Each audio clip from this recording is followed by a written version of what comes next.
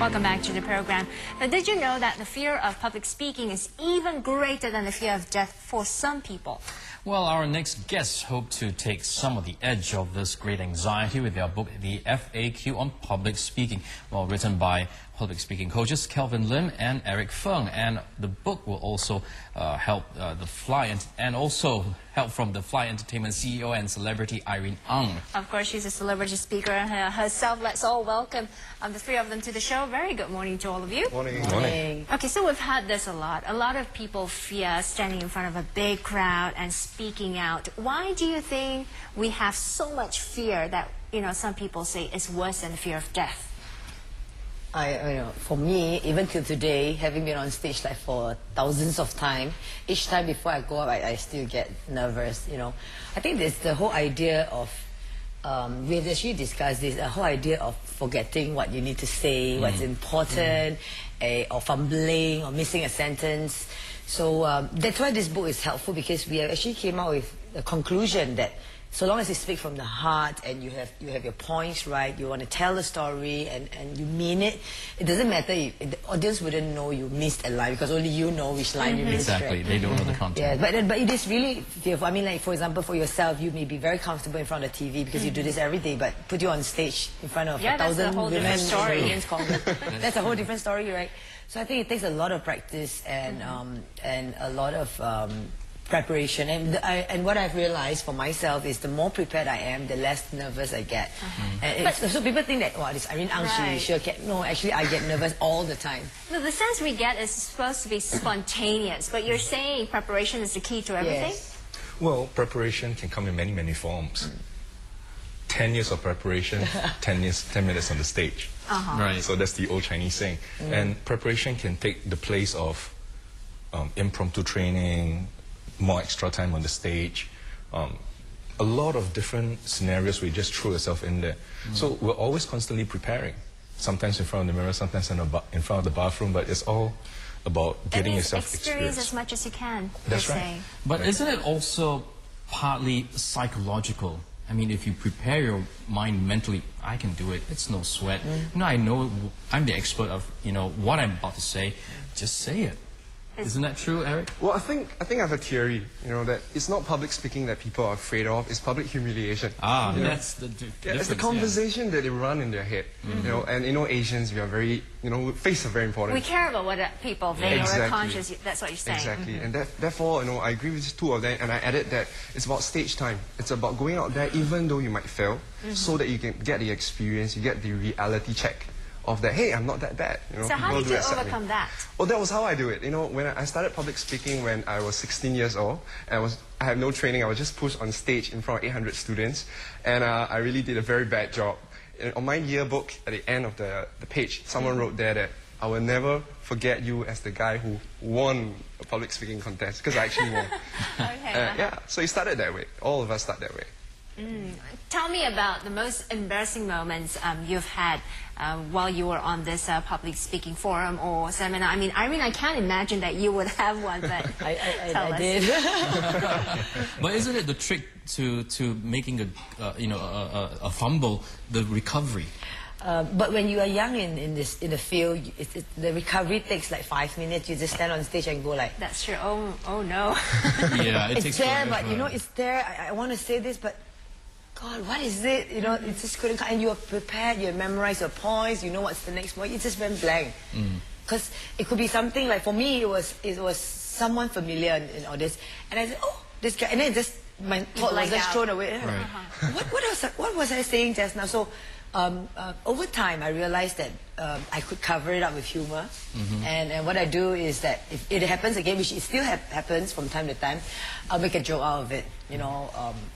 It's like that when you're faced with, let's say I'm in a room full of IT engineers. I often behave like that in front of a room full of handsome men. So we use it to. So I say, you guys, you have to give me a bit. Let me refer back to what I was trying to say.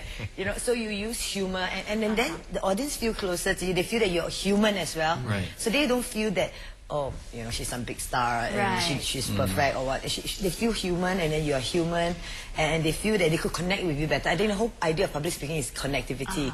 But humor in itself can be tricky. So what can ordinary people or ordinary speakers do? I mean, what are some of the tricks of the trade to make a successful public speech? I was thinking about the humor part, and I think the worst of it is actually being not able to give a joke properly. And if you give a lame joke, that kind of creates a lot of ineffectiveness. Exactly. If Right, you don't yeah. have the brand of humor, then humor is not the way to go. So what do you do then?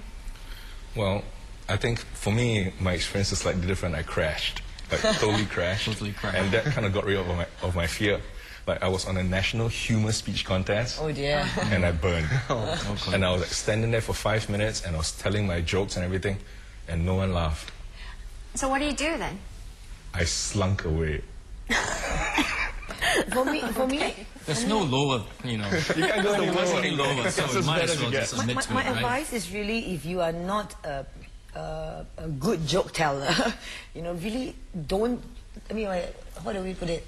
You know don't what try I to be think funny. is, right? Frankness and honesty, perhaps Yes. be yourself Yes. might work Yes. best, because that's what you know how to do best, right? Yes. And here's a tip, you know, for viewers who wants to be funny, but you know don't have the flair for jokes. My encouragement is to tell imbroglio stories. Imbroglio stories? stories are embarrassing stories. Ah, okay. Right? Because they're naturally funny. People are naturally kaypoh. They like to hear what's happening to you. And so things like, take note of things that happen to you, anything interesting that happened to you, entertaining that happened to you, around you, write them down, keep them as a story file, and in future when you deliver a speech, you can use them and then Yeah. add in your We point. all keep a journal Correct. of our embarrassing moments. You know, like it's only about 2 years ago that I knew what folders were in the computer. And it was a big joke in my whole office, and I decided to use it. And every time I'm doing an IT, whether it's with IT group of speaking in front of I said, you know, guys, I finally knew what folders Right. were. And one of my junior staff actually taught me how to put folders into my computer. I think because I'm that so is illiterate. a good tactic, because if you're the first one to laugh at yourself, it makes it Yes. easier for people to laugh at Exactly. you, and that's not embarrassing. That's exactly what it is actually. So how do you distill all your 3 experiences into, you know, something that's concise in your little book? Actually, he's the mastermind. Yeah, this book started out of a question. You know, it was a casual lunch with my partner Andrew, who created this book with me. He asked me this question. He said, Eric, if you were to hang out with a top-notch speaker for 1 hour, what are some of the questions that you ask that will make a lot of difference to your speaking growth? Right. So I thought, hey, a lot of questions. And so I posted it out on the blog, online, and within a week we got about 268 questions, and still ongoing. What's So- the most popular question you've had? Nervousness. How do I overcome my stage fright? How do I connect? How do I make my audience like me? There's a lot of that kind of questions. Right. Yeah. So it was compiled into this book, categorized into 13 chapters, and I invited these 2 experts to join me. So does the old adage of imagining your whole crowd naked, does it work? Does it really work? Yeah, honestly, I really don't understand the rationale behind Yeah. it. I don't know how that can make you feel relaxed. Me and- neither. It doesn't distracted, work right? for me because I'd probably be laughing. Exactly. There is a rationale behind that. It's about making yourself feel better than your audience. So thinking of them as in tensities and all, you laugh at them, you make them Okay. embarrassed, but that's putting down your audience. Exactly. And it doesn't really work. Okay. I think all 3 of us agree in one point is that we want to tell it from the heart. And when Yeah. you say something, so for example, you meet your best friends and you want to share a joy, like, oh, you know, I met this guy at the mall or something, or at bar. You say it from your heart and you are truly joyful. It comes across They as will that. share it You know with what I mean? The worst thing is sometimes when I see some of the very experienced speakers and I just go yawning, and some of the National Achievers Congress, I think they get very complacent.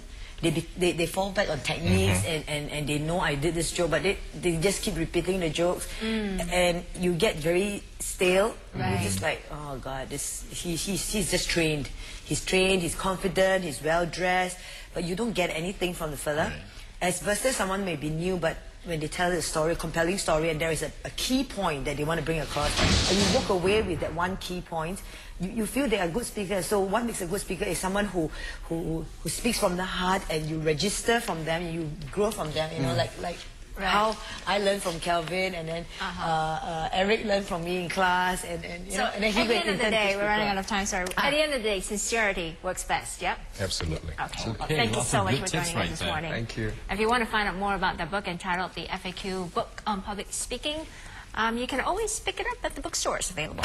Well, that's right. Well, we've come to the end of today's show for Primetime Morning this Tuesday, 29th January. Of course, we'll be back tomorrow with another show.